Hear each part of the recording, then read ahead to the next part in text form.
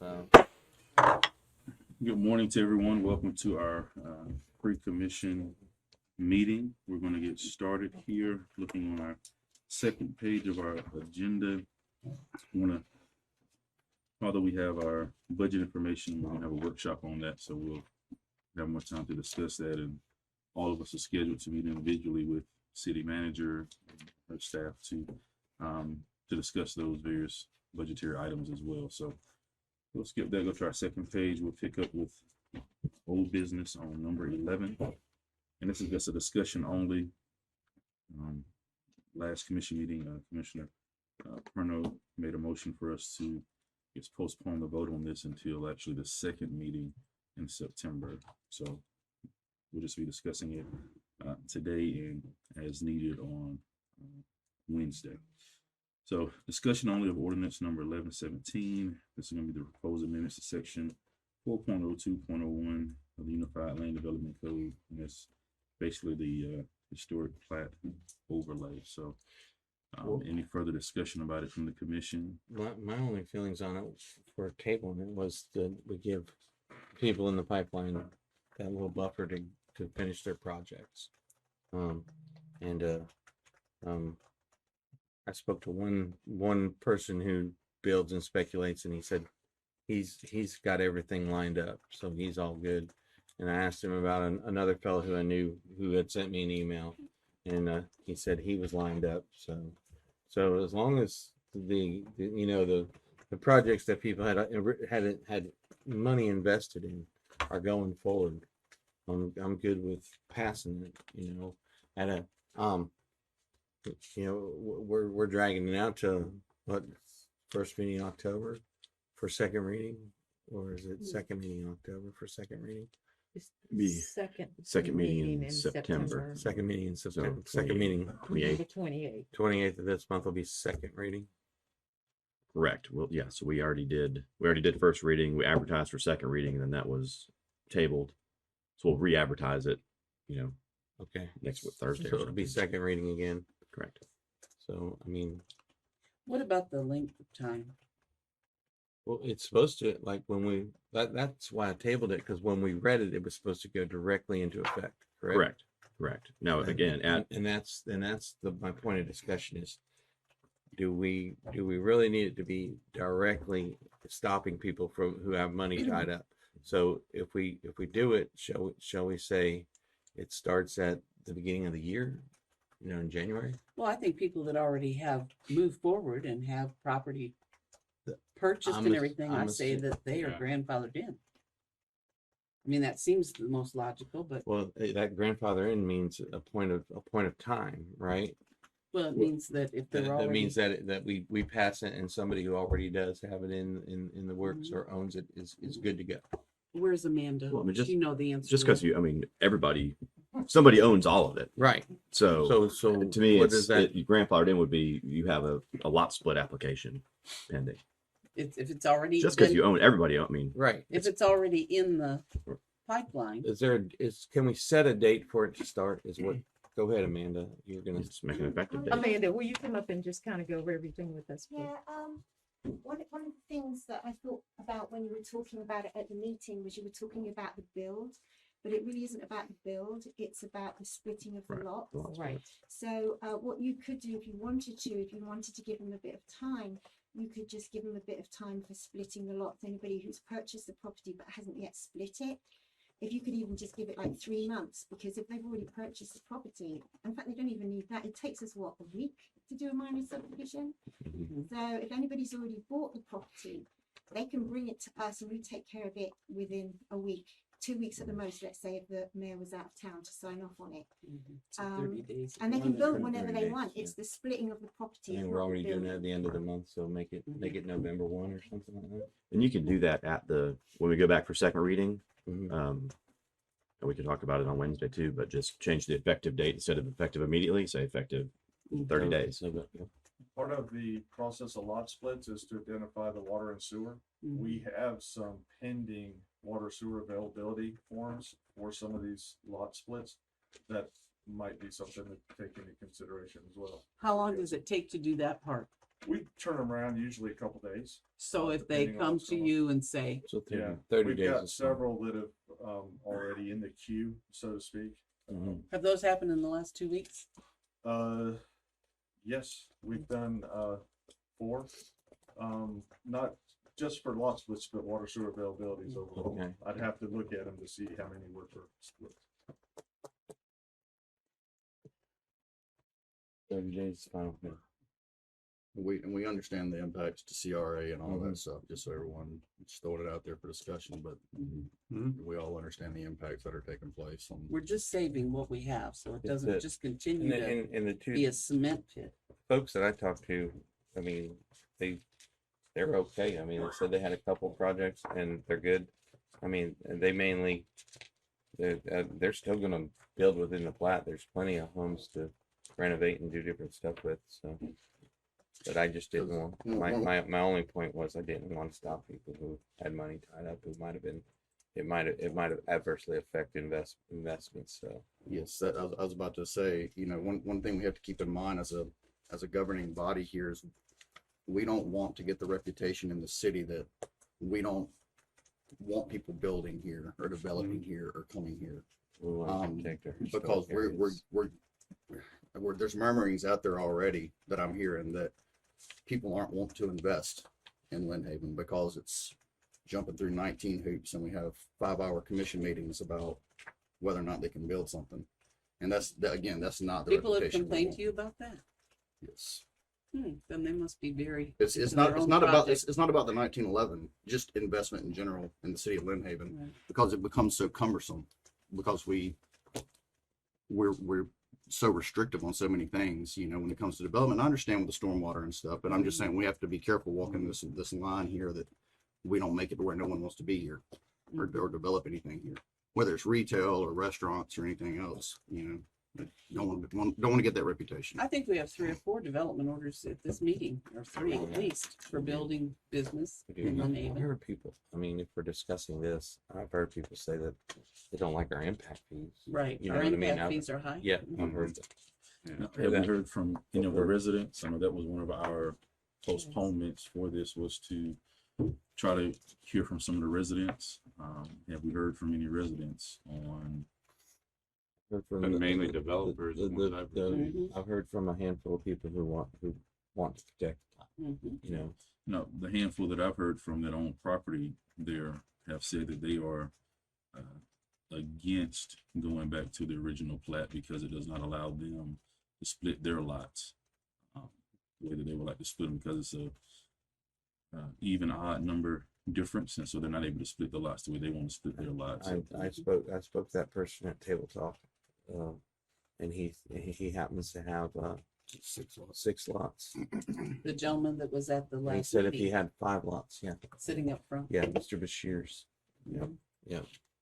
But he also said he can work it a different way if he had to.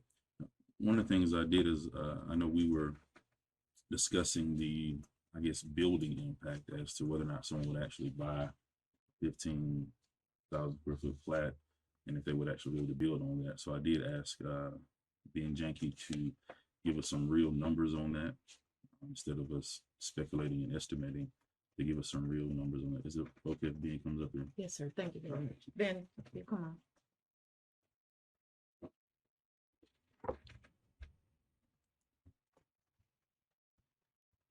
So Mayor Nelson asked me to just to come up with a comparison, a cost comparison, how much a typical house would cost, assuming that it was built on a 7,500 square foot lot. I actually came up with 4 different scenarios, and maybe I should email these comparisons to all of the city commission, that you have these numbers in front of you.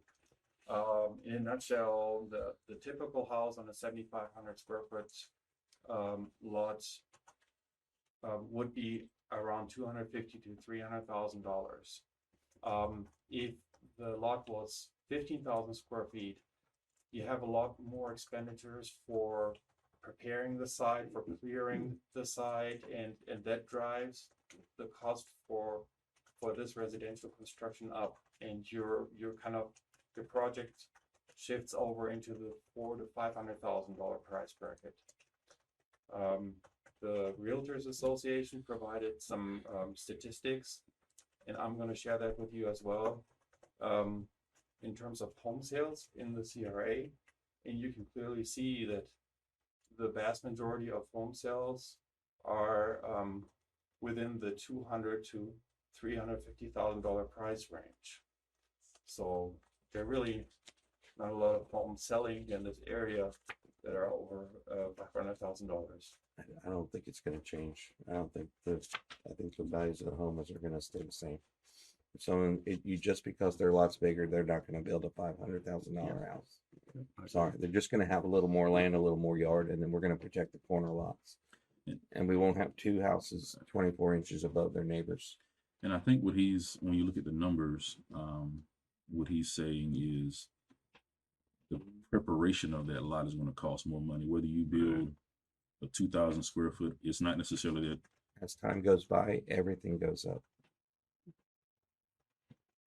So again, just wanted to provide those numbers so we wouldn't be speculating, because I know there was I'm glad we speculation could be here to talk back to it.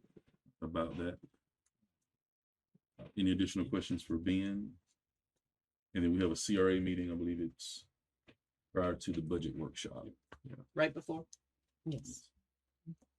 So, thank you. The only question I got is, are we required to send out a letter to all these homeowners if this passes? No. They may never come in to try to split their lot or whatever. The only thing I'm worried about is they come in, they're like, well, I didn't know anything about that.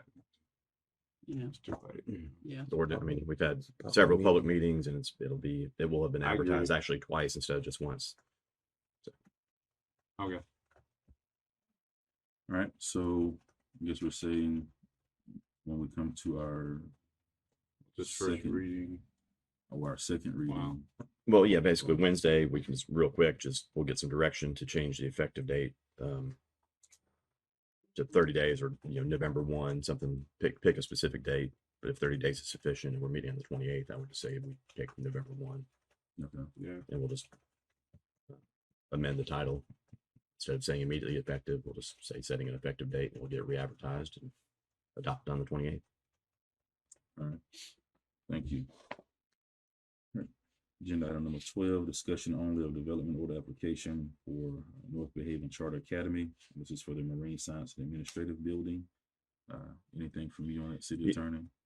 Yeah, so after, as you remember, the motion died for lack of a second. I had some discussions with their attorney, Mike Burke, and he was basically we had two options at that point. Either we could have Amanda render an order of denial, which would trigger, they would start their appeal rights or dispute resolution process. Or if they were going to come back with some sort of alternative, they wanted the opportunity to do that. So I know Mr. Bollinger presented a letter to us all at the last meeting. That'll be in the packet. So this is just going to be a discussion item really for next week. We're not going to be resetting the hearing, but basically see if the commission wants to readdress it with this. The motion's it's going out again, right? I mean, What do you mean? like the motion died, but that it's coming back. It doesn't have to. We need to make a decision Wednesday to either consider it again with this letter and offer to share a traffic study, or if you said no, it's dead, then Amanda will render an order and then they can have their 30 days to appeal or start dispute resolution. But we don't need to leave it hanging. So we need to have some finality to it. Either Exactly. we can address it again with the letter and the offer for the traffic study, or we can say no, it's final, it's denied, and then they can appeal it or start dispute resolution. I'm all for addressing it again. I think we need to address it Yep. again too. Yep. And Okay. Mr. Bollinger, I got an email from him. Did that was that that email between us, or did Yes. it include everyone? Oh, I can't talk to him. Well, no, we're going to bring him up in a second. Oh, okay. So what we did do is after the motion died, I did follow up with Mr. Bollinger a couple of times. Was able to go out, meet with him and his principal at North Bay Haven to discuss how we can help improve some of the traffic there, because I know that was one of the main concerns that was expressed And so brought that information back to the city manager. She followed up with Public Works, and then they also went out and met with Mr. Bollinger and his staff to talk more about how we can try to help improve. What can the city do to try to help improve that traffic?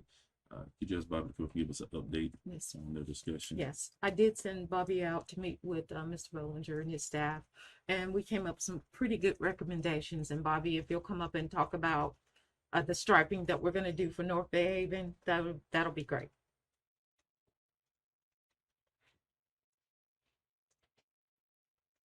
Yes, we did. I met with Larry Bollinger and Mike Bluff, the principal, and we did come up with some striping options out there, which I think are gonna work great. I'm still waiting on pricing. I was gonna let you know that. So, but yeah, it's a simple fix. But part of the problem is we need to restripe everything. It's all worn out, so that's what I'm waiting on is the final striping. But the part we're adding is minimal.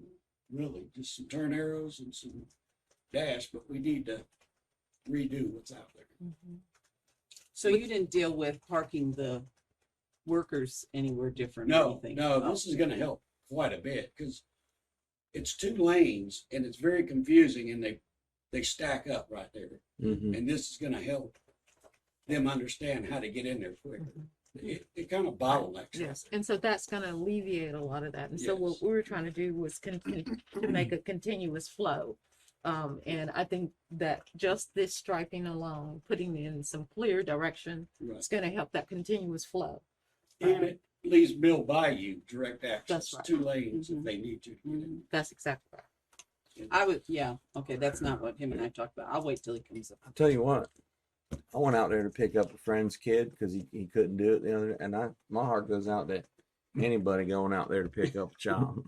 It's Well, it's I kill or think- be killed when you're in line out there. I was out there when they were doing it, and Yeah. they're doing all they can. I mean, It's crazy. they're And I direct. got in the wrong line, of course, and then I had to go across lanes, and I didn't quite do it right. Oh my God, I was discouraged there. And get some lady yelled at me, and I said, "I've never done this before," and she's like, "Okay."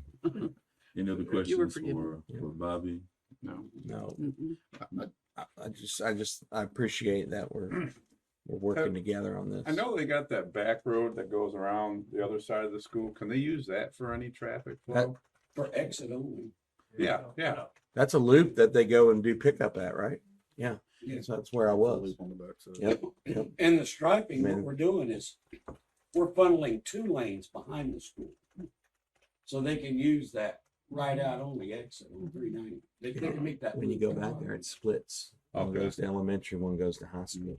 Which the school has gone over and above, in my opinion, on trying to come to And an agreeable resolution of this. I mean, that's, I wasn't stuck out there for a great amount of time. It was pretty smooth. You got through and you was. picked up and you got out.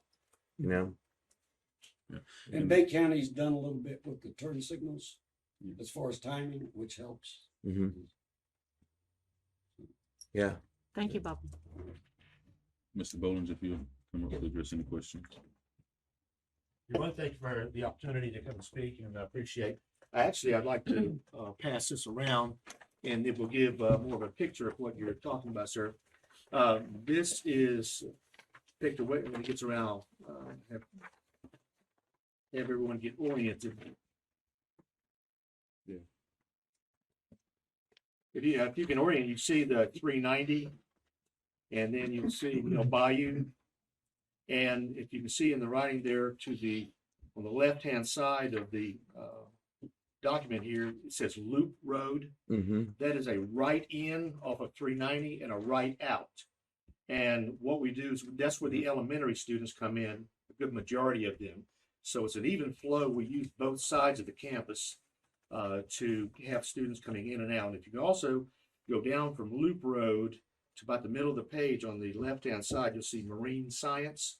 That's where the building will be. And to hopefully to alleviate Ms. Tender some of her questions, what we traditionally do with construction is we have the workers base themselves, park somewhere else off of campus, and then they come in. They come in many in a time. Sometimes they shuttle them in with buses. So it's a minimal amount of traffic. Plus, the construction workers, we will make sure that they come in before the students get there, and we'll exit after the students leave. And so it'll be a minimal. We really don't look for any congestion as far as the construction goes. And also, and it's hard to see from this, but right beside Loop Road, all of that is fenced. So there will never be any way. We keep the fences locked, so there'll be great separation between the students, the school, and any construction that's going on. Cars will come in, trucks will come in on that right in and right out. And so again, there won't be really any congestion for the Mill Bayou residents or the front of the school. So, and these are very easy things that we do when we negotiate with the contractor about the times that they can work. A lot of times they work on weekends, they work nights. So if you can look, in fact, right over here to our west, there's a major project going on at Mowat Middle School. And so we've done this before many times, and I've worked with construction companies. And so I feel very confident that there'll be a minimal impact as far as really no impact on our students or the orderly operation of school, and minimal impact on traffic because of what we'll do with staggering everything coming in. So we appreciate any consideration that you would have for moving forward with the development order. As you and I have conversed about this, Yes. my only concern was all the additional traffic, not for the few teachers that you posted, but for the 50 or 100 workers that are going to be coming and going. But so does this time constraint, does that also involve the supplies coming in and out? It would. Trucks will still be keeping the same. We will do that. Yeah, and again, we traditionally work. Contractors who work in schools understand that the school has to be maintained, and we have to have orderly operation. And so with minimal impact as far as even noise and that sort of thing. So this is something that we work together with. And so, yes, staggering the times, making sure that deliveries are done in a timely manner, making sure that there, again, no impact on the school. And I don't know if you know the answer to this, but the roads going in and out of Mill Bayou and all that, is that city property? Are we responsible for maintaining those roads? You own Mill Bayou. The city owns Mill Bayou Boulevard and the roads going in. Obviously 390 is the state. Yeah. Will there be any concession as far as with the contractors for tearing up the roads? Going in and out, or we just bite that one?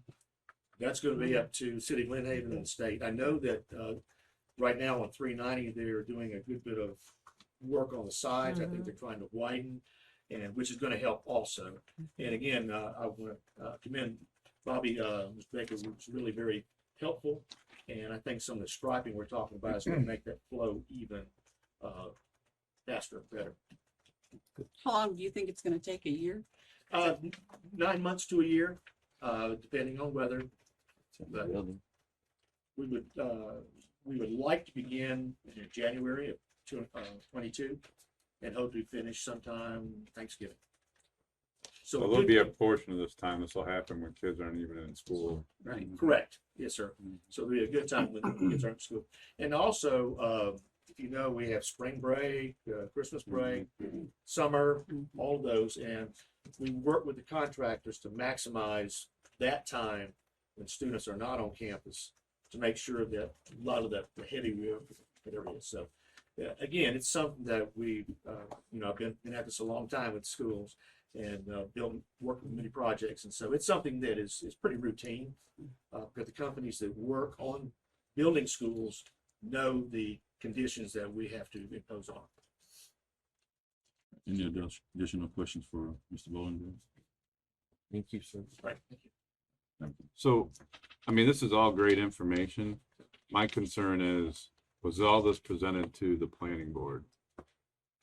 And I think, in my opinion, this needs to go back through the process before we vote on it again. Because we need, anything that comes to us from the planning board, as long as I got good justification for what they have to say, I'm going to go with what the board says. Unless it's something that's kind of out of whack or something, I'm like, no, that's not right. But that's why I think it's important, because if we vote against what the board does and we continually to do that, then I know if it was me, I was on that board, it's like, what the heck am I doing here? So I guess the question is, with the updates that he's proposing for traffic, Mhm. also with the traffic study, would that meet? Because the planning board didn't necessarily give any specifications on improving traffic. They just said, Well, improve here's the other traffic. thing too, though, is there is no school rep there to answer a lot of these questions. I think if there was a school rep there to answer those questions, I think it probably would have passed. I don't know that for sure. That's just my belief. And it would make it so much easier for us when we go to vote on it. now how would that process look, Kevin, for us to send it back to the planning board? It's at your discretion. I mean, obviously, all they do is make a recommendation. You can Right. either approve it or not approve it or modify it. So that's, if you guys think there's enough change here that you want the planning board to look at, it's totally up to you, and you can make that decision Wednesday. But you don't have to. But I think the planning. It's up to I you. spoke to a couple members of the planning board, and they just. Yep. It was about making an effort to address the traffic, and I think they're doing it. yeah, Yeah, so, that- it's- I agree with you, Pat. I mean, I don't know that Commissioner Ward, I don't know that it necessarily, I feel the same way about it going back to the planning board, because the planning board did not disagree with the building. It was the traffic impact. Yeah, And I again, agree. The school kind of alleviated that concern. So, I mean, all they're gonna do is get it and say, well, looks like they have alleviated traffic, so it's a yes. Mhm. I understand what you're saying. I mean, the board has a place, but the board also put in there no because of traffic. And then Yeah. they said, well, we fixed traffic. So, Or address. I just feel like there's a reason why we appointed those people sure. on that Mhm. board, and it's important for them to relook at this and then provide their recommendation to Mhm. us. That's what they're there for. Well, I know I served on that board. I know that board well. I can't ask Mr. Bollinger a question. Wouldn't slow anything down though if they're wanting to start in January anyway, even if it did go back to the planning. Yeah, I board, don't think it would assume, take that so. long to go back through the process, would it? Amanda, would you come in and answer about your process if we send it back to When does the the planning planning board, they board? just met, right? Yeah, I just don't want to Yeah, hinder progress. we send the ads to the paper a couple of weeks before the meeting, and so we have not sent the ad yet for the October meeting. So it could go on the October meeting, which is the first Tuesday, and then come to the commission the second Tuesday of October. And we don't have to have a first and second reading. We can Nope. approve it Just at for the the- time. It's just Just one. development It's order. development So order. we Yeah, can- so it'd be basically a 2-week delay. Yeah. Because right now, the best case scenario is you're going to hear it on the 28th. But I Without recommend going to that planning those board. people come and talk to the people that have spoken to you. Bobby and Mr. Bollinger come to the planning board meeting. and speak to Absolutely. the planning commission. Absolutely. Sorry, Do you ever poll that committee, planning board? however, what? Do you ever poll them? I mean, do you Can't actually do it. have, you can't do it No. too? They've got to meet in a Okay. public meeting. Okay. Thank you, Amanda. So I would say just make that decision on Wednesday. Yep. Or if you want to send it to the planning board or not. Like I said, it'll just be a 2-week delay. Right, number 13, this is just the special events ordinance. Right. This will just be your final second reading, final adoption.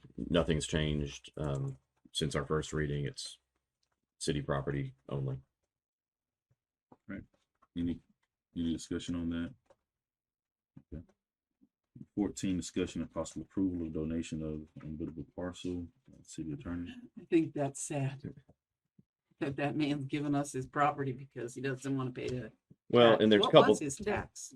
How much was his tax? Well, the it was stormwater zero. fee. Remember, that's how Right. the. We weren't charging him anything? No. You want to let the city attorney? Well, yeah, I mean, he might have had any I'm not sure what his ad valorem was, but basically this is wet property.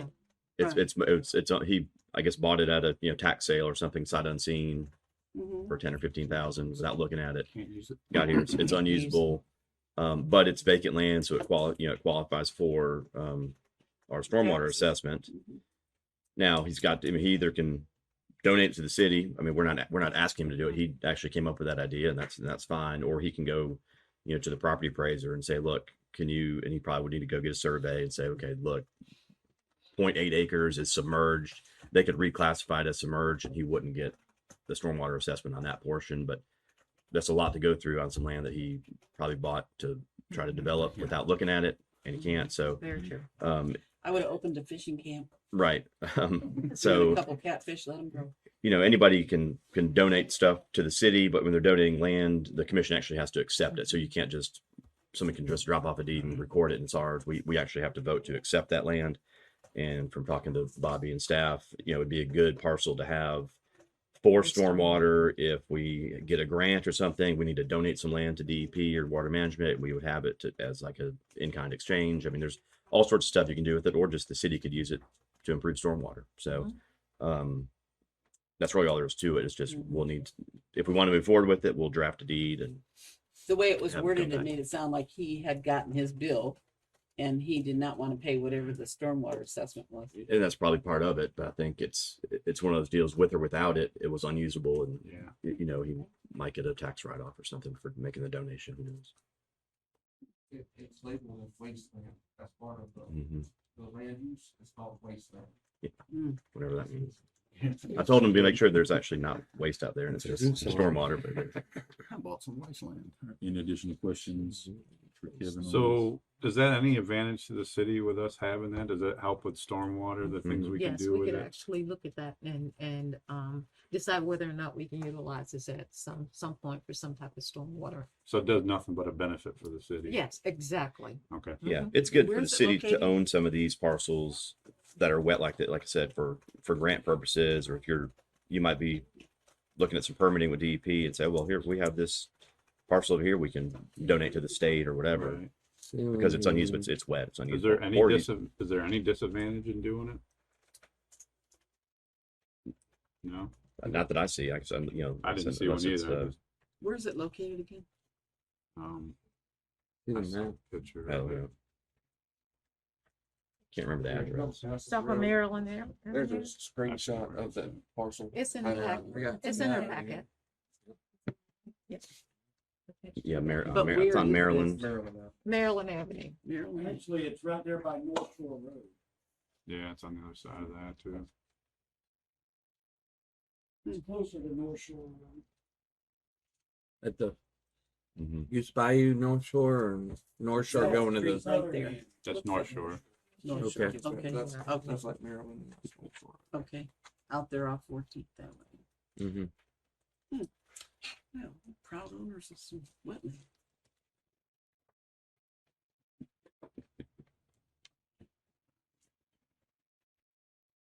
3 acres is that? Miss Tender, did you see It's this one? 3. It's Yeah, I it's a 3 just, acre I site. will look at it this Okay. weekend. I just want to see it. Thank you. 3 acres. 3 acres. Yeah, it's on, yeah, it's not, it's number 14.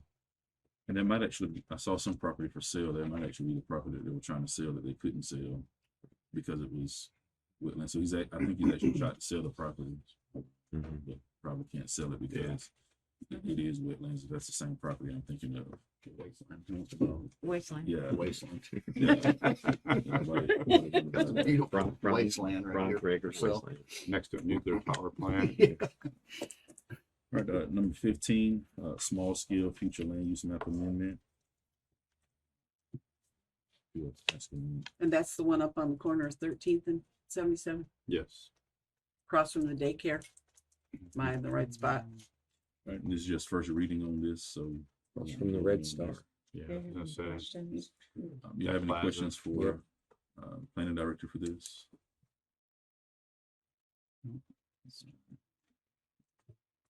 Are we sure? Because what happens, we get to the meeting on Tuesday, we have like 50 questions.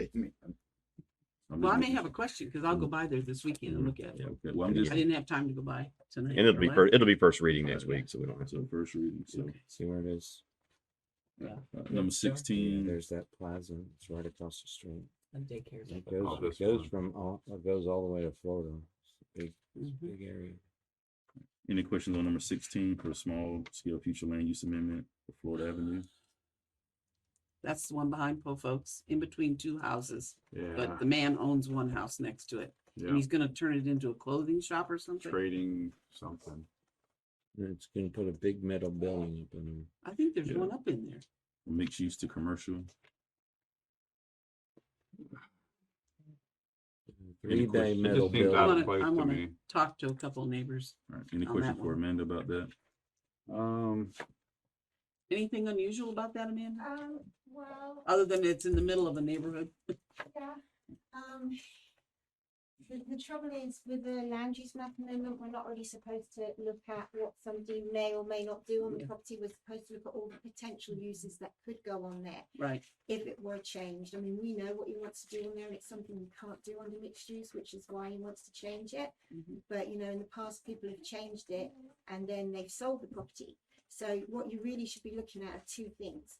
All of the potential uses that could go on there under commercial that can't now go on there under mixed use, and whether it is consistent with the surrounding properties. That's the two things you're supposed to look at I this know. stage. I know, but I would hate to live next door and have a big metal building come up and then a race car, people move in and are building race cars in that big metal building. It And is all low density residential across the street. Mhm. There is commercial on, Pope Oaks is commercial. That side of the street is all mixed use, but the opposite side is low density residential. We're not supposed to allow spot, like what would be equivalent of spot zoning with land use. But in this instance, there is commercial on one side, so it's kind of a tricky one. that's a good word, tricky. Would, Like would houses Ben all Yankee around. have anything to say about this at the CRA or? Ben, do you have any comments? No. I don't really know, I mean, is that the one that went to the CRA board? It's the gentleman who lives behind Pope Oaks. He wants to change one of his vacant lot, and he has a shed on there right now, to commercial. Yeah, there's really nothing from the CRA. Okay, Thank you. thanks. It's really kind of like a transitional zone there, if you will, from commercial over to residential. This looks like it would stick out. Mhm. And he owns that house. That's his He house owns there. that. Yep. Yeah. He has a Number, problem getting in and out, parking at Pope Oaks. any additional questions on number 16? No. Number 17, discussion of possible approval of development order application for Audi Incorporated. I have got a lot of feedback from this. I'm just gonna ask Amanda to come up for the next three, just in case you'll have any Okay. questions. And then that way we will be able to knock those out. Okay. So we got some comments on these, number Mhm. 17. I got a lot of comments about the stormwater, Yeah.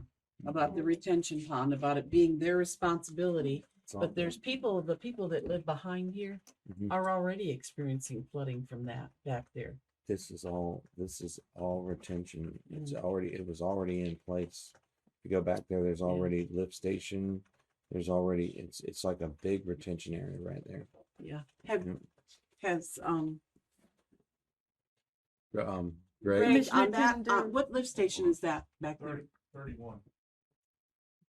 and then this is all existing retention right here, right? This I'd have area. to- Yeah. It Yeah. is.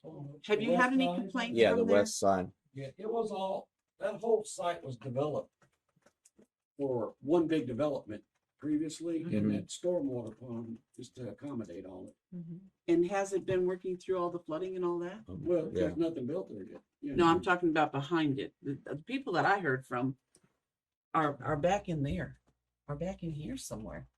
It What never, is it that? never Talking floods about over there. apartments, yeah. That's the It does get apartments. That's the flooded. Yeah, hammocks. the apartments, that's Yeah, it. so this whole pond belongs. to That's this all site. impervious and But they it haven't runs had any off problem into with there. flooding No, their pond Already. is like right there. and it goes- Yeah.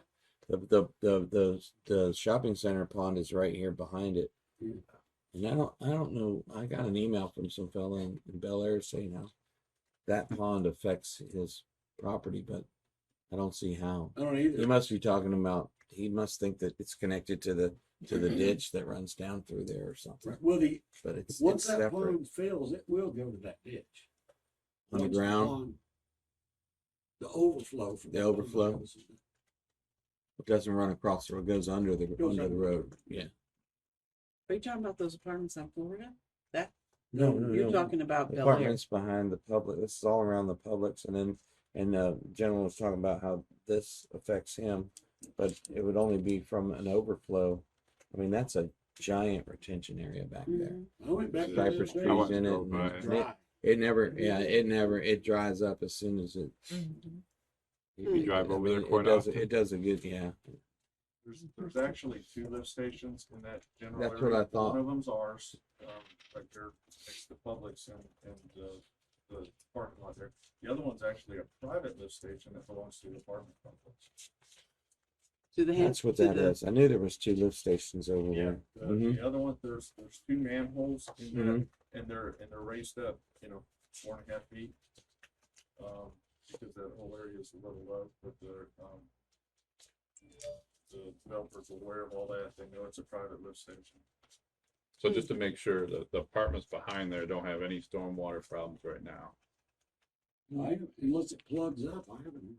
and you don't foresee any stormwater problems if this development goes in. No, I don't. I mean, that Okay. pond, I went there after the rain and it was pretty dry. Yeah, Yeah. me too. And it's actually, I think it's a bigger area than the retention pond behind the public side. It is. It was Yep. based on the developed part at 100% impervious is what it was designed for. That's why it's so big.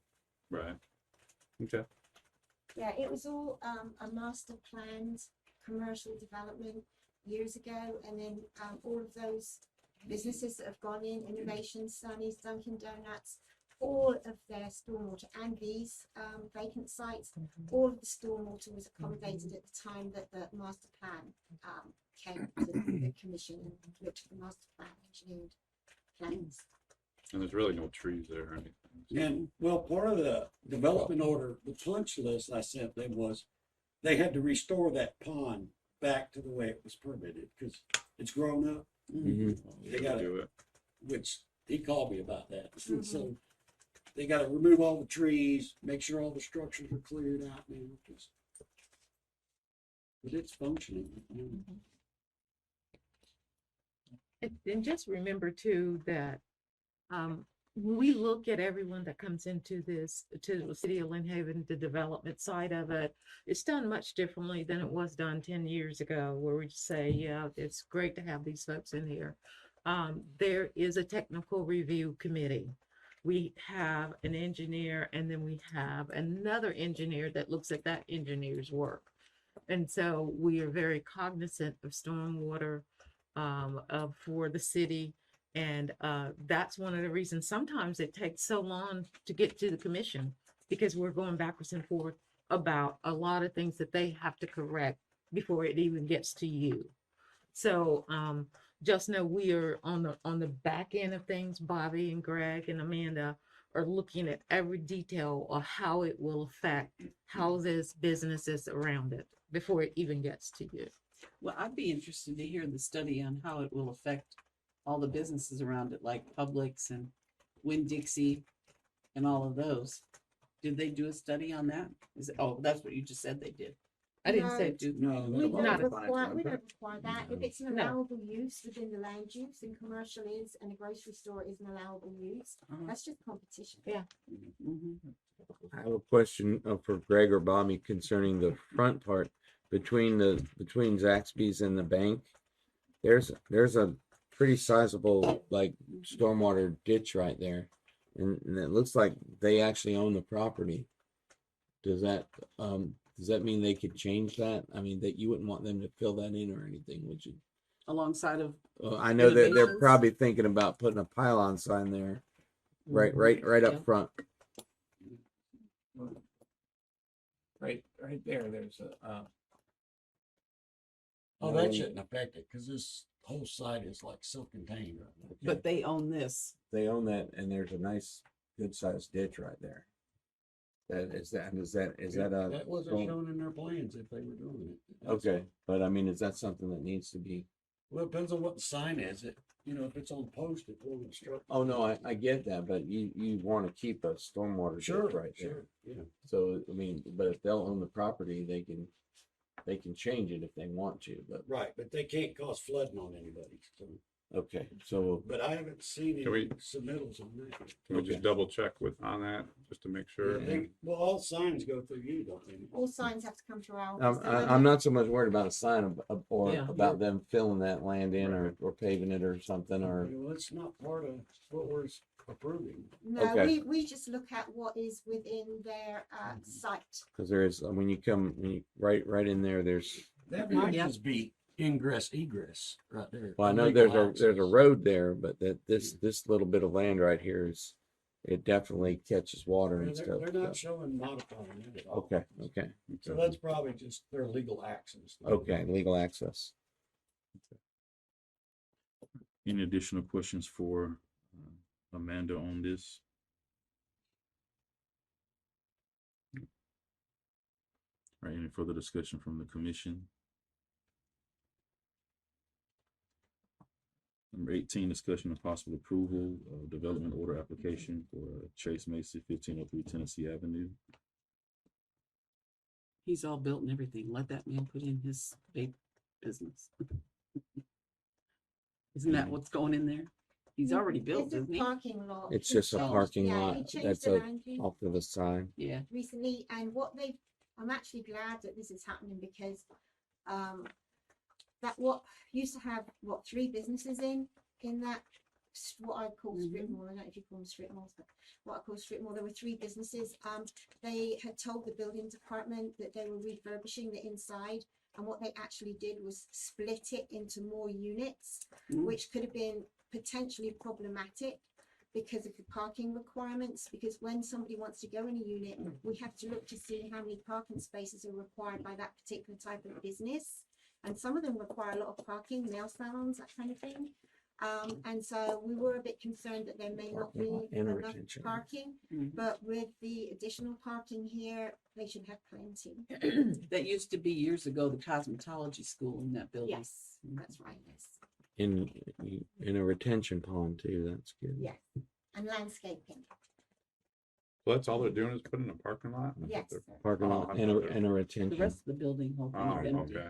Is that retention just for the parking lot, or would it be Yes, for? Parking lot and landscaping for the parking lot. It's gonna look a lot nicer than it does currently. Any further questions or discussion?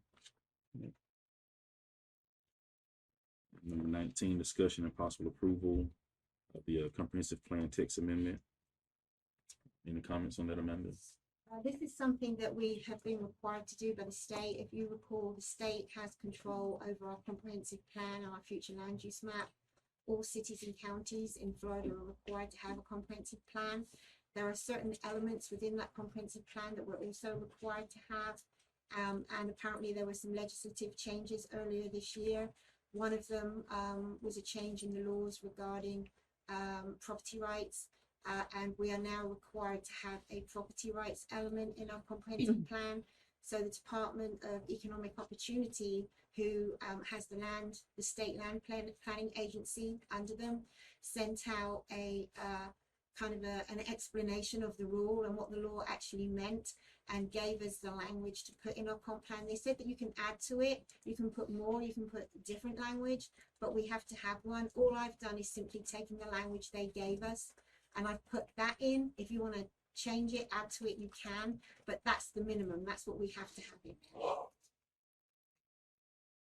So it's really not changing anything for us. We're just adhering to what It's the law giving- is. Yeah, it's giving developers more, it's just kind of stating their rights, that they have a right to develop on their property. Rights. Yeah. Oh, that's what you were saying. I thought you were saying Property lights. No No, rights. rights. Okay, property sorry. rights. I go, oh, good, more Yeah, lighting. no, property rights.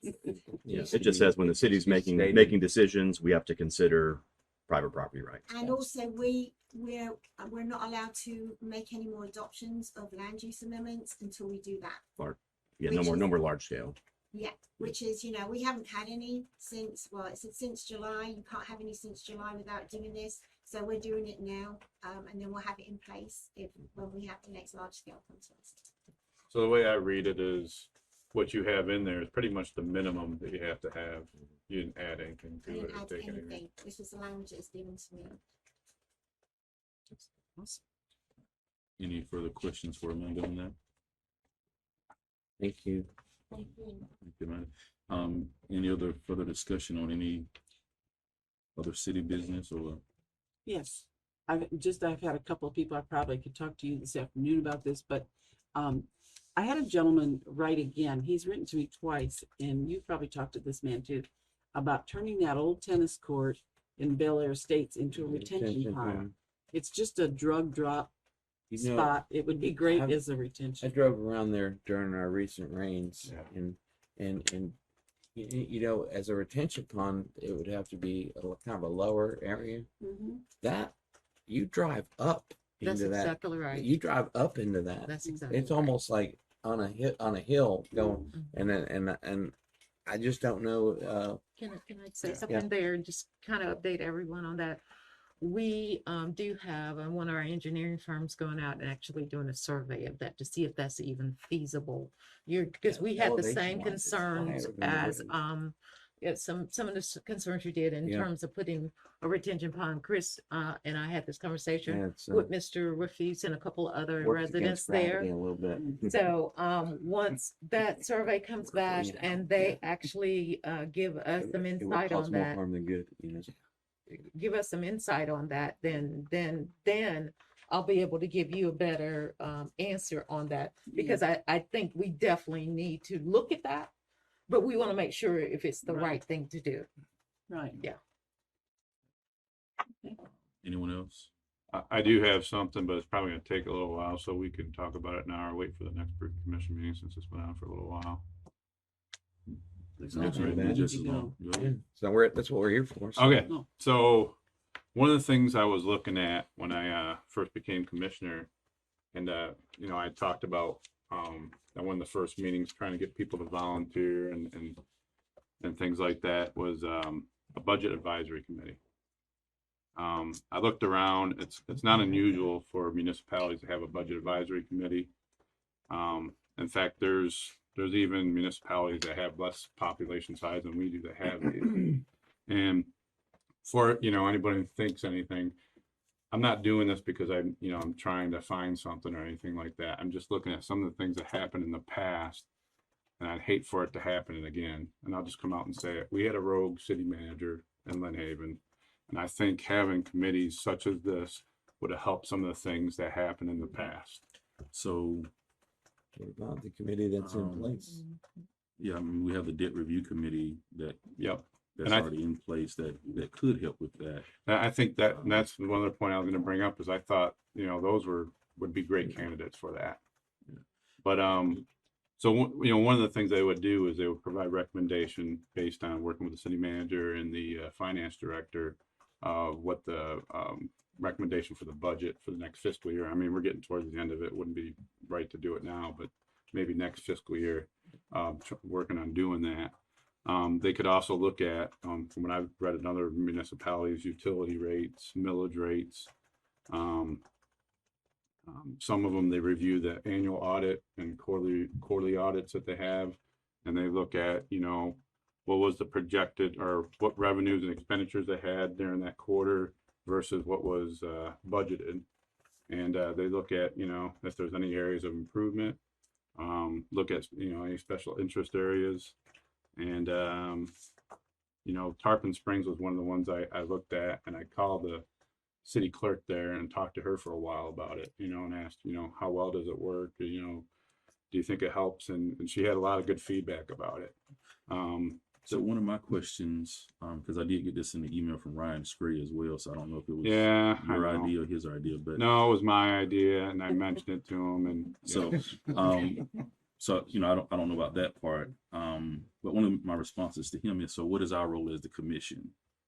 Because as commissioners, I thought we were everything out, yeah. I thought we were well, well, hold on. I mean, I thought that's why we were elected to provide oversight of that. So for example, we are.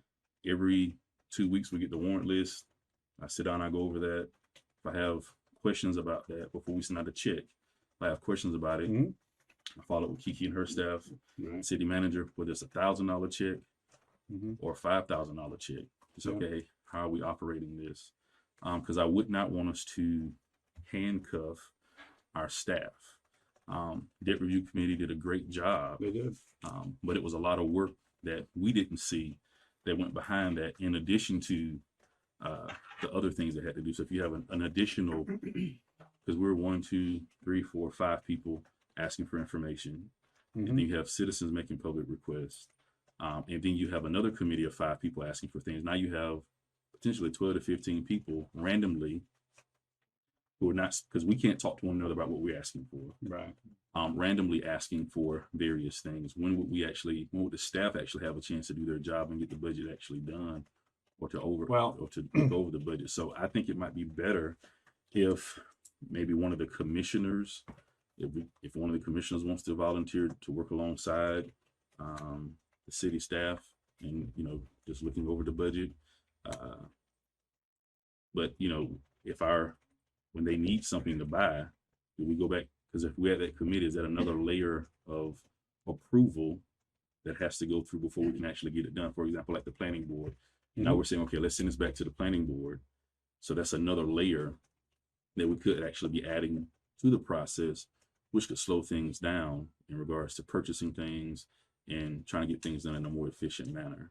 I wouldn't think they would, you know, make decisions so much on approval of purchasing things. It's just really reviewing our budget process and reviewing, you know, what we've done in the past and see if there's any areas of improvement and making recommendations to the committee or to the commission. So isn't it doing the budget workshop though?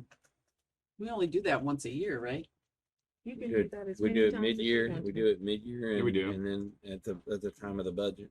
Mhm. But, sir, Yes, sir. I know, you know, when you were elected, we formed the debt review, and Mr. Hall, I think, did a great job, you know, overview of what their committee did. And they did leave it open and said that they thought that they might be open to a once a year thing or something like that. Mhm. And if we timed that once a year to encompass what you're saying, Yeah. and just let, you know, let them come back to us, especially where they said we were tracking, you know, I'm sure they're interested in us keeping on track to offset that 5 million or whatever it was that we were working on. And so I think, So he left it open. yeah, Mr. Hall did. Maybe we can appeal to them to see if they wanted to do an annual, and that would encompass everything he's talking about. yeah, I think As long as we time the meeting right. yeah, I think that'd be more valuable to bring that debt review committee in and to expand maybe their scope in which they're looking at, Right. versus creating another committee And altogether. if they're open to it, we throw that little load on, but make it the timing Mhm. where it's the time of year when that stuff's coming up anyway. You know what I mean? So, like, I know at this time we're looking at the budget, right? We're going to do our individual meetings and whatnot. So it might be something to consider for when we have them do their annual Yeah. assessment of us. Okay. So So that's something. because they sounded like they were very open to meeting once a year at least, you know, about where we were on stuff. Well, typically from what I've seen, it's usually done one or two ways. One, I've seen it where they meet every quarter, and as it comes up to budget time, then they start getting together monthly. And then other ones I've seen, they start, I think it's usually around May timeframe, and they start, I don't know when we start here in the city, start formulating the budget, but they get together monthly at that time. That's normally the two ways that I see it happen in other municipalities that I've seen it. But the reason I bring it up is, I mean, let's be honest, the trust, we haven't gained it back, and it's not necessarily anyone's here's fault, but it's going to take years, I think, before we regain the trust from what happened in the past. And one of the things that I think, I don't know if all of us or most of us campaigned on was transparency. And I think this is just another layer of transparency to help ease, you know, some of the residents to understand what's going on. But not only that, if we ever did, you know, have another situation like we had in the past, hopefully we have preventive measures in place to prevent that from happening. Because if you forget what happened in the past, then you're doomed to repeat it, right? So that's kind of where I was going with this. I think part of what happened in the past. We should put that burden on us as commissioners, not the citizens. So like I'm not you trying were to put saying. the burden on the citizens, but But I mean the you know, the committees and whatnot. I mean, we gotta gain the trust back as well. we So, do. Yeah. So I think part of the trust factor, as you mentioned, transparency. I think part of it just comes from communication, which I have talked with the city manager about, is as it relates to just communication, because there are many things that we're doing as a city that we're just not making the community aware of, which could build that trust back, versus just, hey, here's another layer of the bureaucracy, and that's going to necessarily, build the trust back. Because the question is, what if the people don't trust the people that own the committee? Because you have that too, because somebody's going to say, well, this is Jamie Ward's friend, or this is Jesse Nelson's friend, or this is Judy Tender's friend, so they're only going to do this or that. So I think we proved that those committees are effective. So, Yeah. I mean, and I think what you're asking for is a little more scope for the committee. And if we can get them to commit to a time in the future when they'll meet again and add the work that he's asking for, I think that might work to start.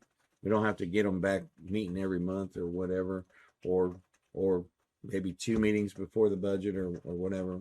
I mean, that's a little bit of both. That's beneficial to all concerned. And I'm not accusing anybody, No, but I anybody mean, here, it works. but I'm just saying that, we're not going to be here forever.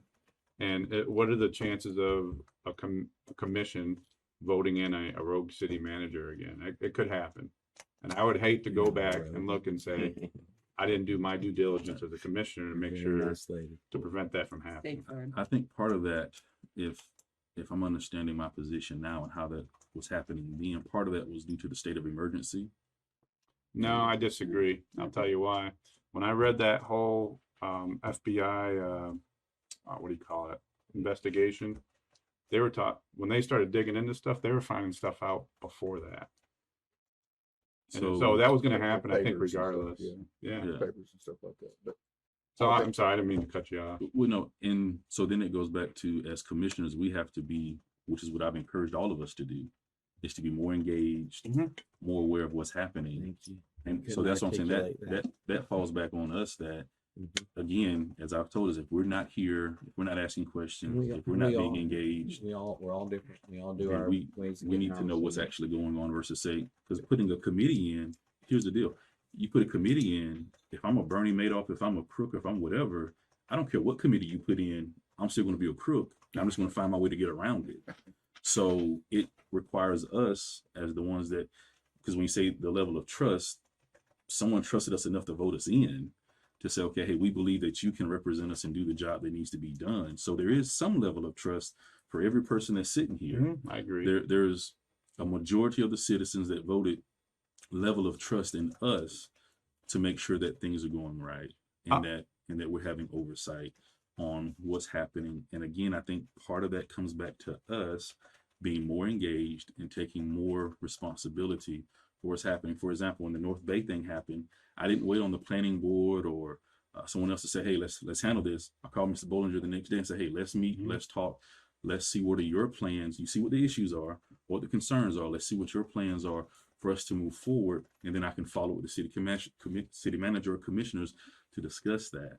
So I think it's going to take us becoming more engaged in what's happening in the running of the city, and not just us waiting until city commission meeting to try to get engaged, but what is happening in the, not that we need to, put our finger on the day-to-day operations, but hey, who are the companies that are trying to be vendors to the city? Just having more engagement. And maybe that's what happened the last time, is that we didn't have a team of individuals trying to be more engaged and having that oversight as to, what's actually happening. And so then that's what we get, what we got. It was a different dynamic on that board too. I mean, there was crazy stuff going on with And that could happen people not coming again. to meetings and all this other stuff. And that could potentially happen again. And I hate to say it like this, but when you look at how many people actually vote in the election, it just, I don't know, really disappointing. I mean, this one, we actually had probably about double the amount of people we normally have, Right. which is awesome, but it's still a low number. Yeah. And it's disappointing to me. And I tried pushing people out, go out and vote, go out. Even if you don't vote for me, I don't care. Just go out and vote, But that's not just us. That's all over the United States. But the other thing I was going to say was, there are some people on that board I would trust more. I shouldn't say trust. I think they have a lot more skills and knowledge than I have as far as the budget review process. Because I know we had a couple bankers on there and I thought they were awesome, and I would, I just think they did an awesome job. I think they did a better job than what I could, to be honest with you. I think they were dynamic people on that board. Yeah. And And so But the other thing is, like, you look at the planning board, for instance, you know, well, why do you have a planning board? Because we have a planning and development department, then it goes to planning board, and it goes to us. This is kind of the same thing, you know, to kind of keep us in check too, you know, or the future boards in check. I know during the time of the debt review committee, we recognized there were limitations to what the debt review committee could do because they couldn't look at the entire scope of the budget. So there's, you know, I think looking back at that same committee, because they are familiar with the team and the finances of the city, that probably maybe around that same time frame, maybe just expand that scope a little bit to possibly look at the budget. But again, the recommendations that I guess is trying to see how do their recommendations coincide with what they're actually preparing, because they're preparing the budget all year long. I mean, I get alerts on my phone all the time about budget. So the budget is an ongoing process. And from what I've learned, from what I've read online and talking with the city clerk at Tarpon Springs, is a lot of times what happens is the information they have, they normally are in agreement with what the city is doing. A lot of times, most of the time, it's when you got those certain situations where you had bad stuff going on like we did in the past. Yeah. That's my big concern. I just don't want it to happen again. And if it happened again, I look back and be like, damn it, why didn't I fight hard enough to have that, you know? And I know I talked to city manager about this. Last thing I want to do is but you know, put too much burden on the city. But I do feel this is extremely important. Yeah. So and so I just brought it up for discussion. No, right now. we're I mean, I think it's good discussion. I'm not against the idea. I'm just against putting more layers of burden on the city from them doing their due diligence, or being able to do their job. You know, like for example, we do get the warrant list. I think Commissioner Tender gets a copy of that as well. And I think any of the commissioners can get a copy if you wanted it. Yeah. You know, and so city manager has to sign off on it. I have to sign off on it. So if there are things happening then, if you're saying, hey, these things are happening, you know, hey, these things are already in place, and there was more than just one person that was endorsing that to happen. I mean, because somebody has to write the checks, a couple people have to sign off on the checks. So that's why I say the burden comes back on us. That I remember you know, Kiki, she'll send something and I'll look at it and I say, well, hey, although I know this is already something that's been funded, why are we paying this amount? What is this equipment for? And she'll say, well, you need to go ask this department, you know, ask Bobby, why is this equipment? Or I've sat down with Greg to try to figure out, okay, well, why are we paying Bay County so much money for this or that? What is that for? So again, I think some of the onus has to come back on us in doing our due diligence. That I agree. If I put a committee in place, they're going to look at it. If I'm a crook, I'm going to justify why I'm doing it, and then it's just going to get done. So you're basically saying that if they're crooks no matter That's what what we I'm have. saying. You can't make somebody up. You know, that's true. again, I'm not against the committee, but I'm wanting us to see that putting a committee in place is not going to stop a deceptive person from stealing from us. I mean, so maybe that's what we need to investigate, who we're dealing with. so I think agree. that's really more that If part. we're dealing with crooks, let's get rid of them. I agree. I think we should put Kevin Obos in charge of something that's going to add more work. Awesome. Any further discussion? I want to bring this up, and I'm not asking to put it on the agenda right now, but I do want to bring it up. I brought it up a couple of years ago when the commission was different, and I'd just like to propose it to this commission. But I'd like us to think about an employee grievance committee. I brought it up a couple of years ago, and boy, people went up in arms. But it's just something that I think, again, if it's something that if we had it put in place, that our employees, you know, would be happy, So be it's like happier. like a small union. Not necessarily a Civil union, service board type. not necessarily a union, but, and I'm just saying a grievance committee. Yeah. Just food for thought. Yep. I'm not Y'all just chew planting on- a seed. Y'all chew on that. Yeah, chew on it. I guess another thing that we received was regarding I guess a stormwater Oversight Committee. Again, I think it just puts more burden on our staff for that. And I think on our side, and I've talked with city manager and public works about this, is just communication. For example, for whatever reason, a lot of our residents didn't know that we had a stormwater plan in place. So I don't know, as you all were communicating with people talking about the assessment, their concern was, well, we don't have a plan. Well, yes, here's the plan. So I think, as you're mentioning it, like the trust factor, I think that trust is just built on communication, not necessarily putting another committee in place and helping people understand it's a stormwater fund, just like we have the utilities fund and the other funds. It's a stormwater fund. So they don't necessarily have committees in place over those funds. Again, I think it just puts the onus back on us. I know within the past month or two, I've met with city manager and her staff probably at least once or twice a week to talk about stormwater issues and say, okay, hey, these are things we need to address, things we need to fix. We brought the engineer in probably once a week to talk with them about those same particular issues. How can we address these things? Meeting with the various citizens. I've gone out to Havenwood and, because we got bombarded with a lot of phone calls and pictures from there. So we all got together, went out to Havenwood, met with Mr. Grimley and talked about, what are the ways we can help you, or what are the ways you can help us make sure that we get stormwater taken care of for your residents. So again, I think the onus comes back on us as commissioners that we were elected to work for the citizens. And so we just got to start doing, if we're feeling, if individuals are feeling as if there needs to be more accountability in these areas, then we just got to start providing more accountability. So I think with the stormwater committee part, again, it's just us providing more communication to the citizens on that. I just spoke with city manager yesterday about trying to provide some type of report, like a monthly updated report on this is what's going on with stormwater. This is how much we're spending. This is what's coming in. We haven't talked about the details of that report, but to say, hey, I need us to start making a monthly report at our city commission meetings so that citizens can have clear communication on what's happening with the stormwater. So I think that's how we address some of these issues as it relates to trust, is communication. I mean, if we're talking about the commissioner-citizen relationship, I think some of it's just communication. Like, for example, doing this hopefully provides more transparency because we're providing more communication. Right.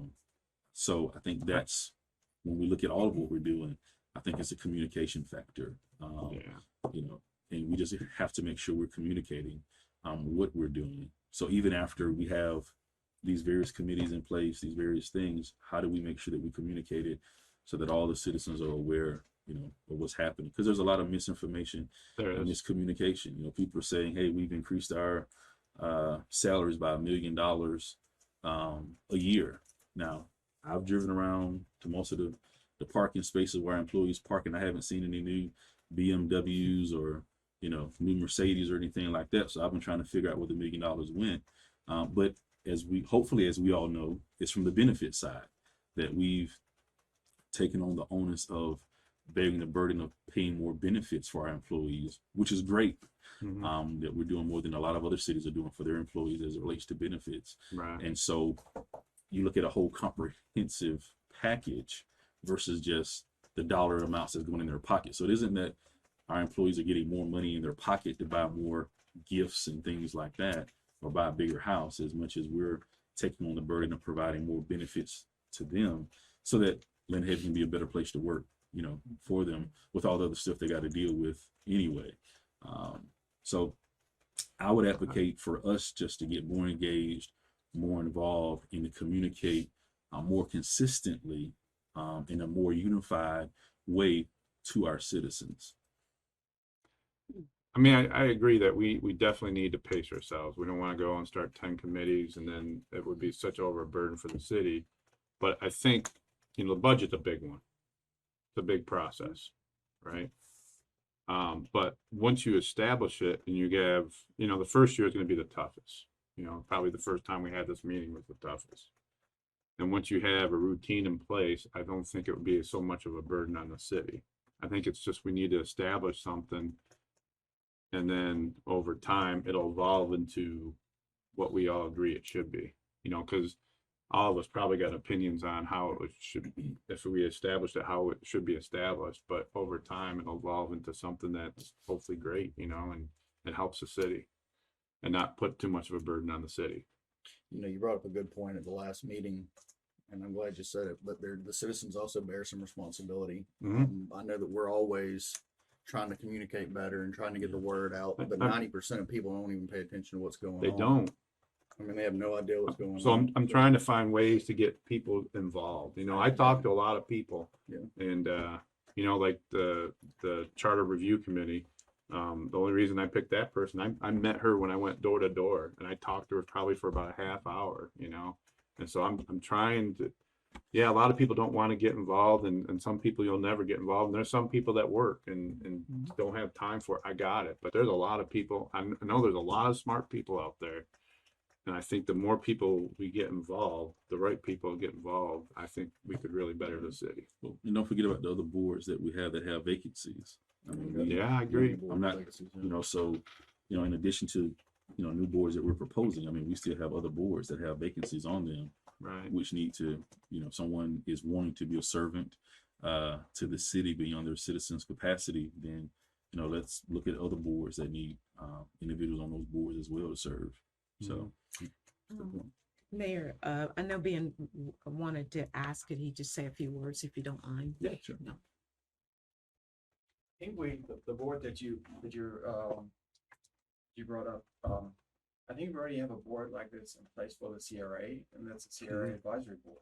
We do. And I do wanted to mention this to the city commission that whenever we establish the boards, it definitely slowed down the overall process of getting a budget approved. Obviously, the majority of the CRA budget is expenditures on projects, and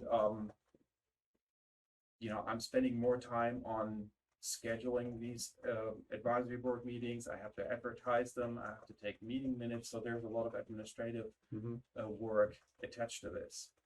And I'm not saying I'm for or against it. I'm just wanted to kind of share with you the observations I made whenever the board was established.